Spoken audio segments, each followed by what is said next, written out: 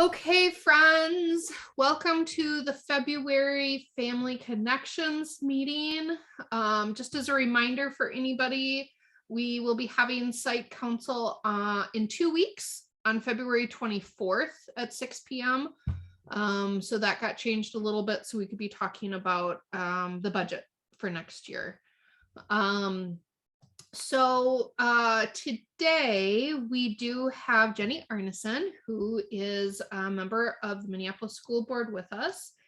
And because she is here now, I would like to suggest that we start with Jenny and her presentation, and then we can do the kind of boring business stuff afterwards. Does anybody have an objection to that or need to kind of jet out soon? So we need to change something up with that? Can we maybe just do quick introductions first? Yes, absolutely. Absolutely. I just meant like with the approval of the minutes and all that kind of stuff. All right. So let us go around, and I think that there are few of us enough so that we can give our names, pronouns, what grade your kiddo or kiddos are in at Marcy, and then send it over to the next person and name them off so they know. And then we will let Jenny do her presentation. So I will start. My name is Claire Trelly. I use she, her pronouns, and my kiddo is in first grade in Nicole's class. And I will send it over to Mike. Hi there, Mike Hogan. My son Emmett is in second grade at Marcy. I use he, him. I'll send it to Emmy.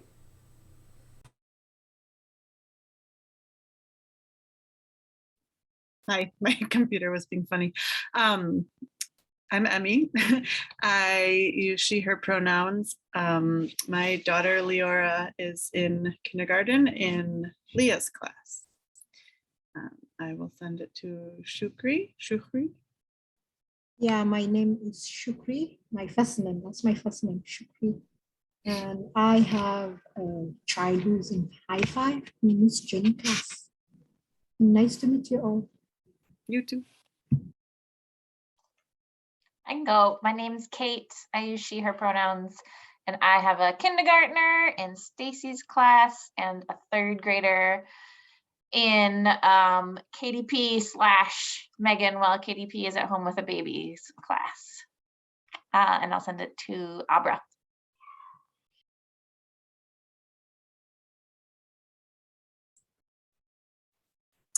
Hello, I'm Abra, she, her, and I have a daughter, Thea, who's in second grade in Rachel's class, and a son, Cassius, who's in fifth grade in Nina's class. And I think Sydney, I don't think you've gone yet. Hi, I'm Sydney. I am the family and community liaison, and I use she, her pronouns, and I will send it to Jenny. Can I send it to Jenny? Hi, my name is Jenny Arneson. Thanks for inviting me here, and we'll talk more in a few minutes. I use she, her pronouns. Okay, Laura. Hi, I'm Laura. I use she, her pronouns, and my son Leo is in kindergarten in Stacy's class. I think I might be the last one. I think you are correct. And so now I'm going to welcome Jenny Arneson. Jenny Arneson is a school board member for the first district, which is kind of the east side or northeast section of the city where Marcy is, but also many other schools. She has been on the school board since 2011, and lives in Northeast with her kids who have all gone through Minneapolis public schools. Jenny is not running for re-election this year, so if you have a question about how to run for the school board, now might be a great time to ask that. Or if you have any questions about what it's like to be a school board member, or what the school board does, or any kind of administrative workings in the district that you always wanted to know but wasn't sure who to ask, Jenny was probably the right person to ask.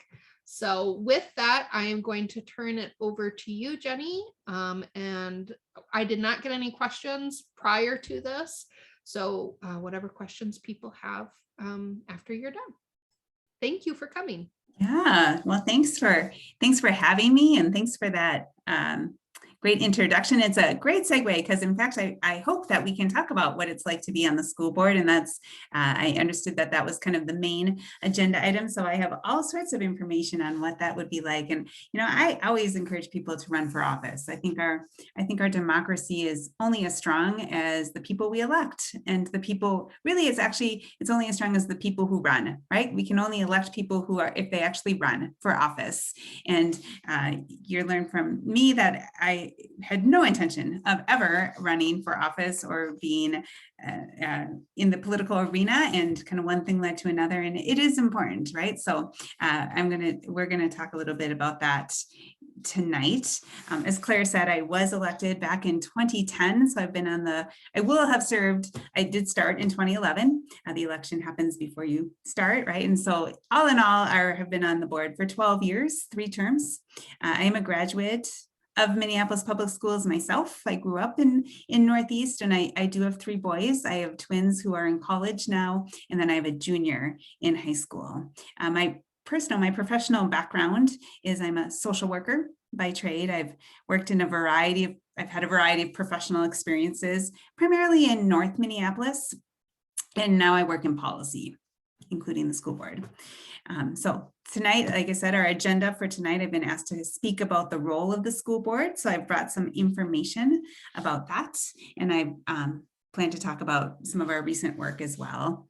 But before I start, I'm going to pause and I want to start our conversation here tonight by just acknowledging that yesterday there were two different gun incidents that directly impacted MPS kids, and I think every school community already has some level of trauma, and the recent violence in our city is just adding to that trauma. And it feels like we have tragedy upon tragedy, building upon tragedy, and our kids are getting caught up in that collateral damage.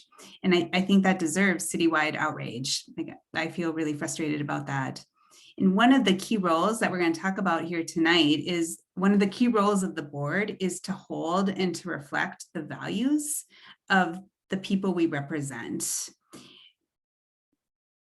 That's one of our roles, right? And so developing a community safety plan is definitely well outside the scope of the school board. That's definitely not in our wheelhouse. But we have been really clear as a board that it's one of our values that we expect all levels of government to take action and to reduce gun violence to keep our students safe.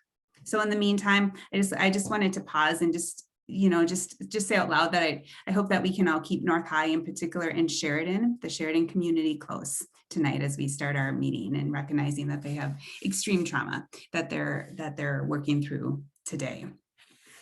So, thanks. All right, so I do have some slides that I think that we will start by sharing. If I can get that organized. Oops, hold on for just a second. I'm going to start, and we're going to talk about the role of the board first.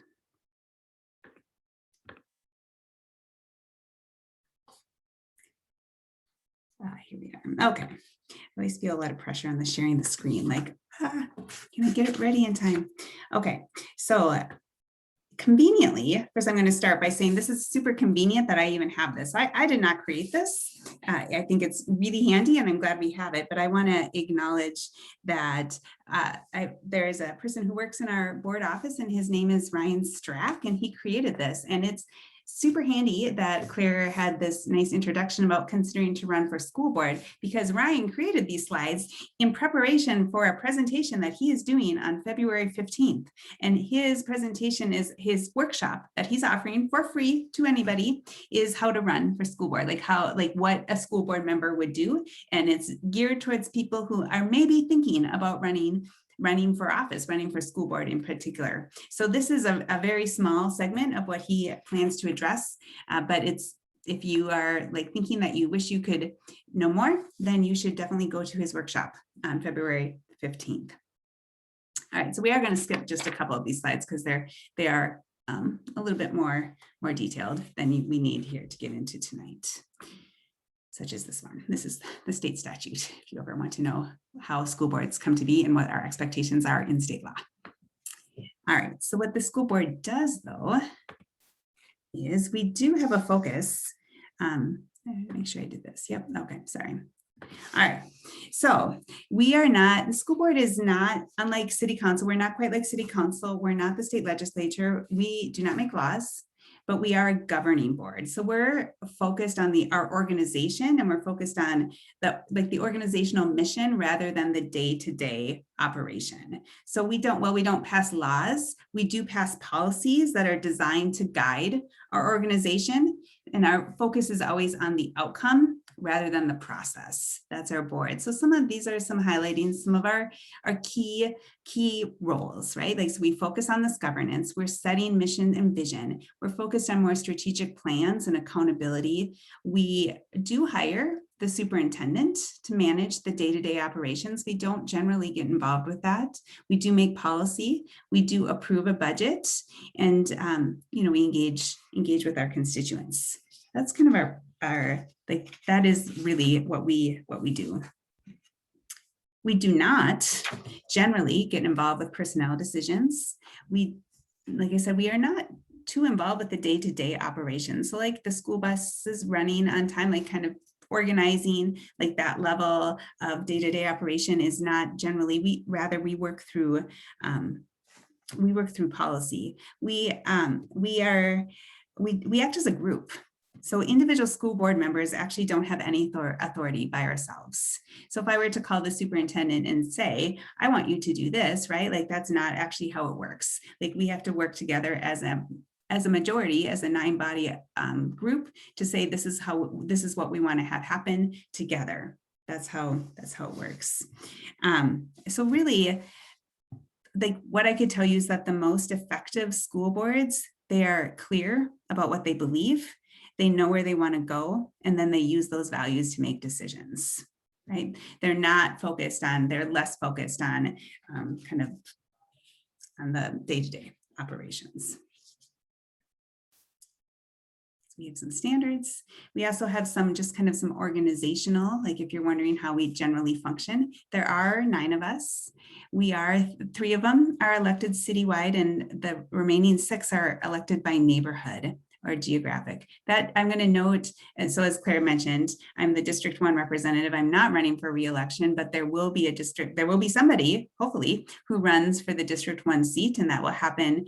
So you will, if you live Northeast or anywhere on the east side, you will have that person on your ballot. If you live on the west half of the city, including North Minneapolis, you probably just elected somebody maybe 2 Novembers ago. And so they're in the staggered term. So east half of the city, west half of the city is how that works. I also note that every 10 years, they actually redraw those boundaries. So right now, Marcy is in District 1. There is a proposed map.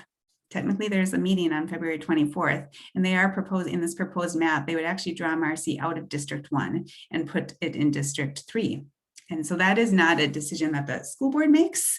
That is rather other people and other bodies, but it's the state law that says that you need to have, elected areas need to be more or less reflective of the population. And so it has to be kind of evenly split. And District 1 includes really everything to the river on the east side, south and northeast and southeast. to the river, and there's been a significant amount of population growth in this area. So we actually have far more people than others. So they're looking for a section of District 1 to kind of draw out and include in a different district. And it is appearing, at least the proposal on the table right now, is that could be Marcy Homes that ends up in. There's an opportunity for public comment on that. It is, again, not through the school board, but through the districting, and that February 24th, I believe, is when that is happening. And the other thing that is not always well understood is these election districts, as I said, they're based on population. They really don't actually have anything to do with school boundaries. They're not one and the same. And we do represent the whole city. So I always say, elected from District 1, but certainly it would be unethical, or rather immoral, really, if I only cared about District 1 schools. And we are, as I mentioned, we're staggered. We do include, and this is our choice, this is something we have the power to do. We do include a student representative on our school board. It is a non-voting position. And, there's a lot of politics and a good reason maybe for that to be a non-voting position, but they do have input.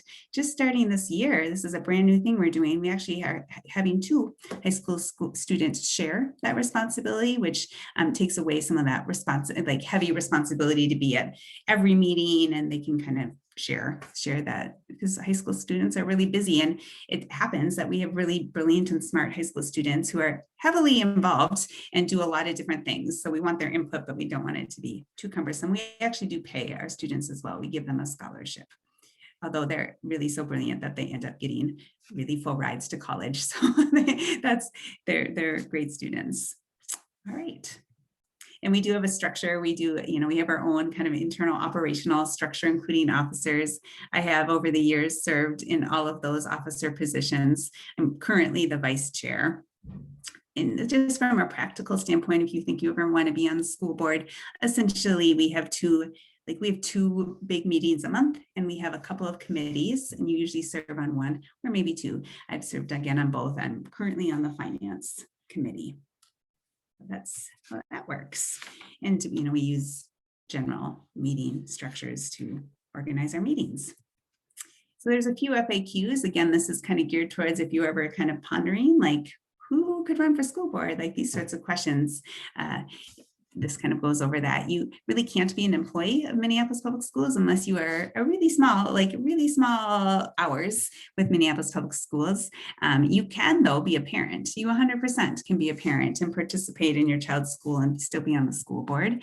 And there's a variety of some information here, like to think through about your own work schedule and ultimately who should be on the school board. It is challenging, but we do need strong leaders to serve on a school board. And most people don't serve. Many people serve 1 term, maybe 2. Occasionally people like me serve 3, but you do need to have constant people kind of willing to step up and be on our school board. All right, so now I'm going to share a different screen. I'm going to move over to our strategic plan. So I mentioned that one of our main jobs is to create a mission and a vision for the organization. And I'm highlighting this because we just voted on this issue on Tuesday. We just voted on the strategic plan on Tuesday. So it's really hot off the presses, and I think it's worth mentioning as well, because what I know about having watched this and having been part of this, I know that when leaders of an organization are all saying the same thing, it's just far more likely that everyone else in the organization is focused on the same thing. So we did adopt a strategic plan. A lot of this is probably not new information, particularly for people who work in our schools. We've been utilizing a number of these strategies for a few years. We've been implementing them. We've been removing barriers, we've basically been setting the stages, but we did want to formalize it. And we did want to attach some metrics so we can better assess our outcomes, which again is the board's responsibility to kind of focus on the outcomes. So I'm just going to go over, and there is more information as far as like metrics and slides and all this. This is a highlight. If you're really interested, we can sure talk more about that. But also there's more information from our last board meeting, and I know we're working on kind of creating something on our website for additional details. Right now, what we've got is we've got our vision. Our vision is that all students, regardless of their background, zip code, and personal needs, will receive an anti-racist, holistic education that builds essential knowledge to prepare students for future success. That's our vision. Our mission is that we exist to provide a high quality, anti-racist, culturally responsive education for every Minneapolis student. And then we created a commitment. We had some discussion. This doesn't always happen, but our board decided that we acknowledge that our students of color, our Black students, our Indigenous students, our families, that we have some students that are not excelling at the same rate as other students that need more attention. And we wanted to reflect that in our kind of overall document, our statement and our values. So we put in this commitment that says we are going to prioritize resources and our actions to significantly improve the experiences and outcomes of our Black students, Indigenous students, students of color, and their families. We also named our values, which you can see: equity, representation, and anti-racism, physical and emotional safety and well-being, relationship, trust, and communication, shared decision-making and voice, transparency and accountability, and evidence-based strategies. And finally, we named some goals. And this is where, if you really wanted to know more, there is a lot more information, but I'm highlighting just simply kind of the overview of the four goals. We have academic achievement is, of course, one of our goals. We do want every child to achieve their full potential through equal access to programming that is academically rigorous and experiential. We want to focus, our second goal is about students' well-being, their physical and mental well-being. We see that as part of their education, serving the whole child. And then the third is we want to have effective staff. And then lastly, we are being clear that the school culture and climate is important. And we want to make sure that it's welcoming and affirming for every family and child who walks in our school. Great. That is the end of my slide. So I'm going to stop sharing my slide in a second when I cannot, here we go. Stop share. All right, so that's the end of my slides. So I'm going to pause there. I kind of went through that quickly. So I'm going to pause there if there's some questions or if there's any particular, direction that you want to, tangent you want to follow, we can do that. And I didn't ask when we started, how much time you have set aside for this. So I assume you will tell me when you would like me to stop talking. Yes. We did have a question. Our secretary wondered, Jenny, if she could get a link to the slides or a copy of the slides to put in our minutes. Is Sure. that possible? I'm sure. Mm-hmm. Okay, thanks. I have a question. So I know a number of folks live in one district and, have their kids in school in another. And so in terms of, not district Minneapolis, but just ward. Okay. Mm-hmm. Mm-hmm. So would you say the best, if you're wanting to, connect with your specific school board representative, would you say that is the person based on where you live or based on where your kids go to school, or it doesn't matter? I don't think it matters. Like, if anyone contacted me, and they said it, so I don't think it matters. Like, that's the long and short of it, is honestly, it's kind of where you feel the most comfortable. Maybe one, maybe you've met another in the past, maybe you've come to a meeting like this. Like, so it's totally fine. Like, I know I wouldn't be offended by that. But it's also completely fine to reach out to in either situation, right? And every board director kind of has their own way of kind of engaging with people and their own style, but it doesn't matter. There are no rules about it. We do get kind of an overwhelming number of emails sometimes. And so we generally our general response is like the person where you geographically live is kind of like, our general understanding is the person who geographically represents you is kind of like has the first and foremost responsibility to make sure you get a response. Like, that's how we kind of organize ourselves, but no one would be offended if they said, I would never be offended if somebody said, I'm a Marcy parent and I specifically want to talk to you. That's fine.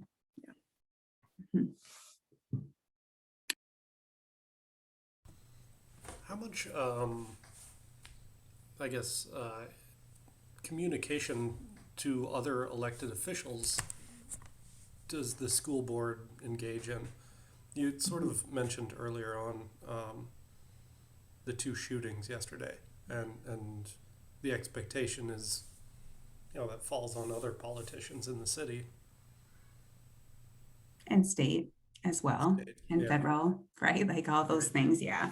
Yeah. So that's a good question. So there's a couple of different ways, right? Like, so one, we're all elected, and we have, you develop relationships with also, right? Like I have relationships with many, many different people. So in fact, I, reached out to, and I would say that in particular, like, and I'm going to speak for this part of the city, right? Like I can speak for kind of District 1, that like the East Side representatives, we have a strong working relationship, right? So regularly we talk to each other, like whether it's city council members or, in this case, Elliot Payne and Mike Rainville, like represent that area, and Carrie Dizek, and Sydney Jordan, Mahmoud Noor. Like we know each other well, we talk to each other, and we regularly kind of problem solve, particularly when there's specific issues related to our, to that overlap each other. So I have relationships with all of them. And I would like to think and do believe that that is the case of other parts of the city as well. I do think and have observed, just again, over 12 years, over many different people coming and going, that I do feel like the East Side, like this part of the town, is a little bit unique, that we tend to have a history we have a uniquely collaborative approach, I guess, is what I say. Right. And it does not mean that that doesn't help. It doesn't happen elsewhere. If you don't happen to live there, I do not want to give you the impression that somehow you are like less well represented in a different part of the city. It's just something that I know that is particularly important, the people who tend to get elected over here. So that definitely happens. Also, I was alluding to, so our board has kind of formal ways of engaging with other elected officials as well. So the couple of formal ways that we do that is, one, we pass a legislative agenda every year. So much of our fate is tied up into statewide decisions, for example. So as such, we employ a lobbyist, and every year we take time and energy and spend time thinking through what we need from them in order to succeed. And we formally, it's in a document that we formally do every year. And we did again this year. I think it's in the November, December timeframe that we do that. So that's one way. The second way is we can pass resolutions, right? Which is our way of kind of saying, as I mentioned, we speak as a body, right? Like we don't have any. So we collectively as a body kind of say, this is important to us. And so we did that. Expectation about gun violence was us saying as a body to other bodies, we need you to pay attention to this in order for us to be the most successful, in order for our students to be the most successful. We need you to recognize that gun violence and guns are hurting our children and our schools, and we need you to pay attention to it.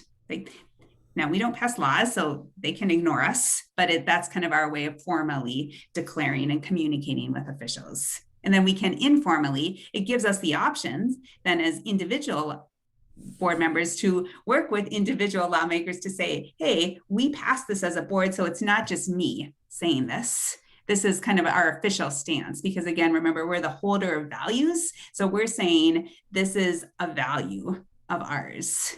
And we feel that this, we reasonably feel that we are representing the city of Minneapolis because the body elected by the city of Minneapolis is saying this. And then of course we count on you as stakeholders to through the election process to tell us if we are not accurately reflecting your values. Does that answer your question? It does, yeah. Actually, we just got emails from the lobbyist for the parents Legislative Action Committee. Oh yeah, that's right. That's something that we added.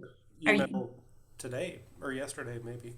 Yeah, I'm really glad you're part of that. Like that is kind of a new thing that we have been doing over, I don't know, I saw our lobbyist is Josh Downham, who is great at his job. And a few years ago, we worked on that together to make sure that we added some parents, because of course, it's always most effective. And we want to have kind of a group of people who are more informed, because there's always, and anyone can join. I want to be clear, it's not a selective group of people, but people who've opted in to make sure that they are more informed and ready to go, so that when we need somebody to call our legislator or testify or do any of that work at the Capitol, we've got a group of people who are ready to do that and can speak to those issues. It has enhanced our work significantly.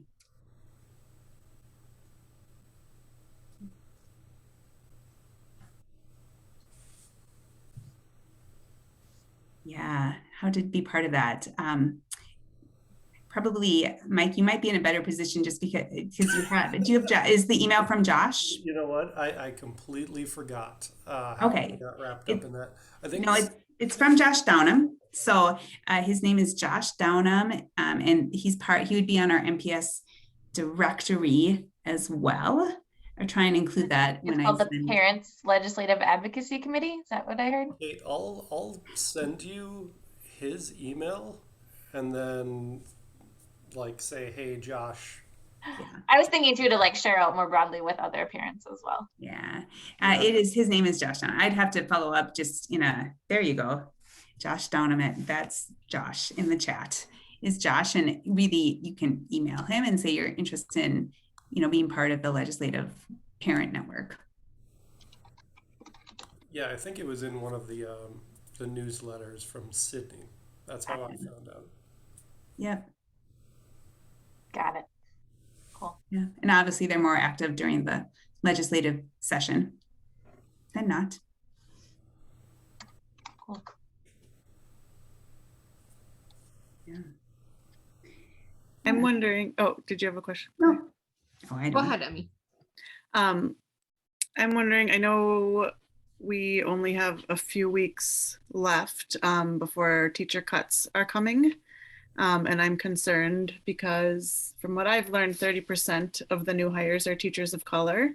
And given the last in, first out policy, those would be primarily the teachers cut, which we can't really afford to lose any teachers of color. So I'm just wondering where things are at in terms of negotiating with the union.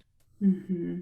Yeah, that's a good question. So, I think that the purpose of negotiations is for two sides to come together, right, and figure out working conditions and all of those things. So it's always a process, right? I also say that, the last in, first out, that's kind of a central part of union tradition, union history, right? It's connected to state law. So it's certainly not, it goes beyond kind of an MPS policy. So I just want to be clear just about that, just for anyone watching who maybe is not understanding that that's not unique to Minneapolis Public Schools. It is a challenge for sure.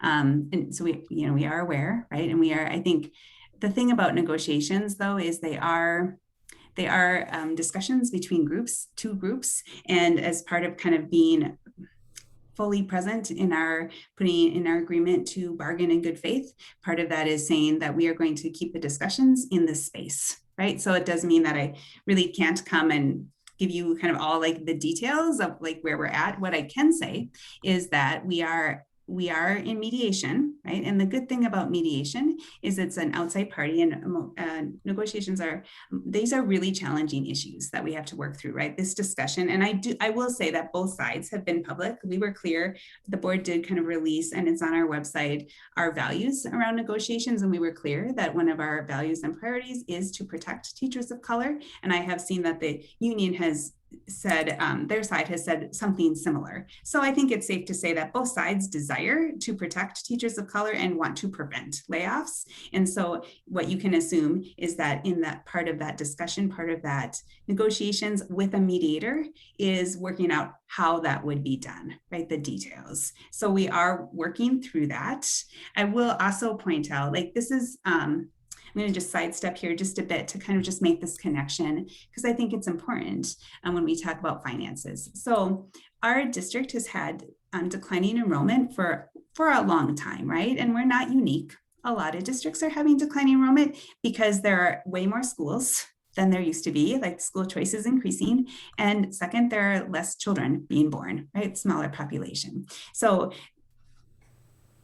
but a lot of schools, there's a lot of school choice, right? Like I did a little kind of informal survey myself here in this part of Northeast anyway. And the average, like, this is not scientific, this is me with a map counting, right? But what I counted was that the average Northeast resident had 30 K-12 school options within 2 to 3 miles of their house. So that's a lot of school options, right? Like far more school options than children. So we are concerned about that, right? With declining enrollment. That said, we did get some emergency dollars, like from the federal government, right? Those ESSER dollars that were related to COVID. And much of that we put in this year and last year into protecting positions so that we wouldn't have to lay people off, so that we could give some time to try and get things stabilized, give everybody a chance, right? To try and like track the enrollment they needed and to truly kind of stabilize that. And so there will be, hopefully we can do, I think we can do some of that in the future, but yeah, you're right. We have more staff than children, right? So there are going to be layoffs over time, and we are concerned about that. And all I can say is that hopefully we will reach an agreement on that, like soon. We have had multiple mediation sessions in the last couple of weeks. We have several more in the next couple of weeks as well. Teachers are taking a vote on to strike. If they pass that, then it's required to have a 10-day cool-off period. And during that 10-day cool-off period, there will be a number of mediation sessions scheduled as well, right? The expectation is that both sides actively come to the table during that period of time so that they can reach an agreement on that. So we'll see. I'm sorry, I can't give more reassurances on that, but both sides have their own, I can't speak for the other side, and both sides have we have some difficult things to talk about. Yeah, thank you. Yeah.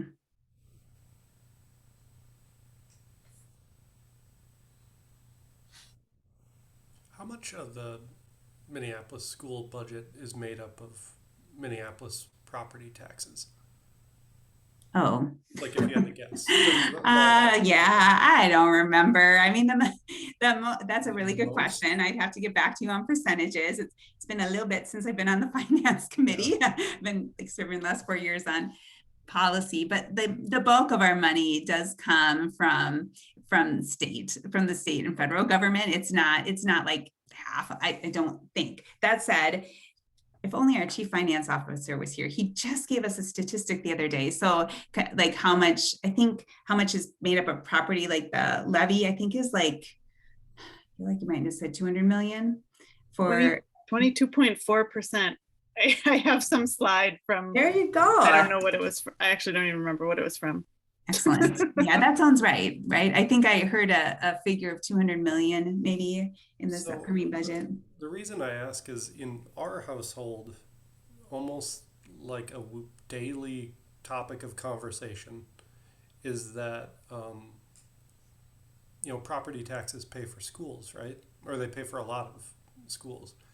And then my wife and I both worked downtown for a long time before the pandemic. And you walk around downtown and it's like every other property is either being like under assessed or isn't even on the property tax rolls at all. Like I think all 5, or I don't know how many stadiums are downtown, but none of them pay property taxes. And there are all these like kind of deals that have been cut over the years. And so like, I don't know if you made them pay what I pay as like a citizen, I don't think you'd hear, the problems, I guess, that you hear every year in the budget cuts and whatnot. Yeah, it's a fair point, right? If first of all, the school board doesn't get to decide if those businesses pay taxes or don't pay taxes. So those deals are made again. They got the fate, our funding fate is tied up in other people's decisions more so than ours, right? So there's definitely that, right? And yeah, for sure. I guess though I would counter a little bit and push back, I guess will be my stance. And this is my own, this is my stance on the issue. And the fact of the matter is that state funding for education has not kept up with inflation, and not even close. Right? Not even close. And so what has been happening more and more is that each level of government pushes down funding responsibilities to the next level, right? So the federal government, you start with the federal government and title money, right? And they talk about the IDEA Act and the idea that special education would be fully funded, right? Like that was the idea when they created the IDEA Act, and how far away that is, right? And so that's passed on to the state. The state says, I don't want that. We're going to pass that on to the local, and then we pass it on to property taxes. So I do think I believe there are some fundamental flaws and when you tie up education's funding exclusively, when you seek solutions in property taxes, you will end up with underfunded education that is not equitable from district to district. And that is exactly what we have, right? And I have seen some figures, which I keep losing track. I'm really actually pretty terrible at remembering numbers, but they're all bad, right? Like as far as the numbers of the inflation rate, like what you compare to how much money has actually been invested into education. And part of it is how many more schools we're creating. The pie stays the same size, and we keep adding more schools. And that is one of the downsides of like looking to school choice as the sole solution for education, is you're creating more schools that you need to fund. So there's that issue, right? The other major issue, if you wanted a quick and easy solution to address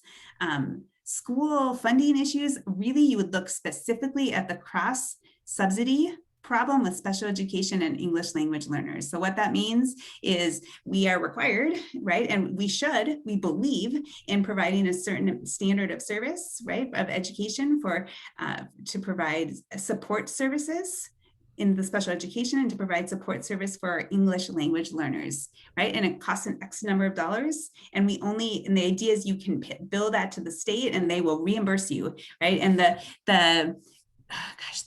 gap it's like $300 million or something like that, far more than the lack of businesses, right? So if you're looking for a quick solution, and that is actually, there is just a little plug for anyone who's going to join the Parent Advocacy Committee, there's a bill at the state that was dropped this week or earlier last week about funding using the federal dollars that have come to the state to close some of that gap. Like, so that is a very real and concrete issue, as we absolutely are starting from a kind of a deficit that we have to make up. And that comes directly out of the classroom. And that comes directly when we talk about staff layoffs. That would 100% take care of staff layoffs. It just would. And we just, we as a state and as a country have not chosen to value that. And some districts are hurt more than others. And Minneapolis for sure is in the higher end of being hurt. Furthermore, just the laws, right, of just to kind of like really to get a little bit worked up about this, like the way the laws work is we're not all treated fairly. So that one really significant flaw is that charter schools and private schools, they bill their home school they're receiving. So we get a bill from charter schools or other schools in Minneapolis. We get a bill for their services, and they are not limited. I think on how much they can bill us, and we're required to pay it, with the idea again that it's no problem. Like we're just the middle manager and the state will reimburse us, but of course they don't. So we have a pretty big gap of money that we're paying for services for kids who do not even attend Minneapolis public schools. And that gap is in the millions and millions and millions of dollars.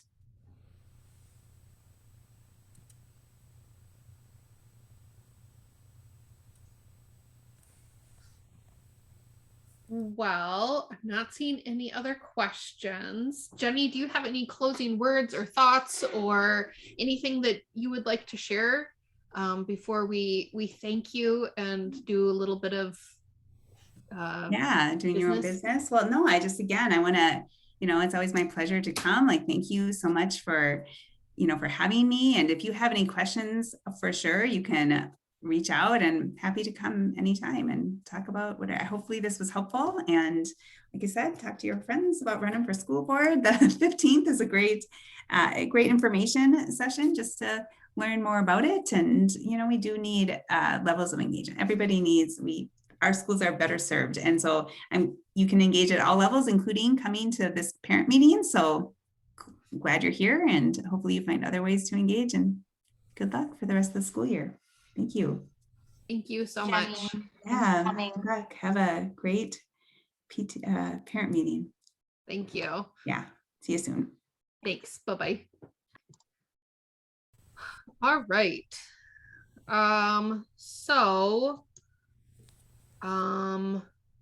Thanks for everyone's flexibility with switching around things a little bit.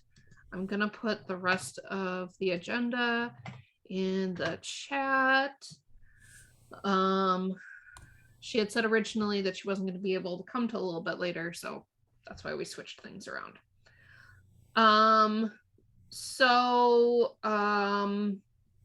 If we can do approval for the January meeting minutes, which Abra has so talented and so wonderfully always includes them in a link, so it's so easy to see them and remember. But if we can get an approval for the January meeting minutes, that would be fabulous. I motion to approve the January meeting minutes. Second. Thank you. And then Kate, I wasn't sure if you had anything that you needed to report at all. Not really, just a small update that if you remember from some budget conversations a little while ago, that there was a separate bank account for the Marcy Arts Partnership group and parent council group, and we made the decision to close out the MAP bank account and then roll it into the Family Connections bank account, but have that money earmarked for art specific programming going forward. So Rebecca, who was the long standing treasurer before me, we've got all our ducks in a row for that, and she's gonna close it out and then get the check and bring it to Sydney, I believe, right at school, and then make that magic happen. So that's gonna happen within the next month or so, FYI. Great, thank you and thank Rebecca for doing all that work. Emmy has also been coming to all of the meetings and doing such amazing work, and tracked down and brought our fabulous staff some donuts and yummy treats last week or 2 weeks ago, or whenever they got back from doing the online, not distance learning. And so I would like to put forth a motion to vote on adding Emmy as one of the parent reps. Are you making the motion? I think that's what I'm supposed to do, to make the motion to allow a vote. I second that motion. And okay, so all those in favor say aye for voting on Emmy. Aye. It's unanimous. Congratulations, Emmy. Thanks all. You're officially a parent rep. Thanks. I feel very official now. Well, thank you for everything that you have been doing. Hey, and while then, we're on the topic of parent reps, I'm looking at the parent rep list, and I know that we have bylaw language about having to attend a certain number of meetings to continue to be a parent rep. And I'm noticing that we have one parent rep, Nicole, who has not been to a meeting this year. And I'm wondering if, for the sake of quorum, that we should remove Nicole from the parent reps, since she has not participated at all this year. maybe we should send her an email first before we remove her, and just check in and see how she's doing, and if she needs anything or wants to continue, or how she's doing. Cool.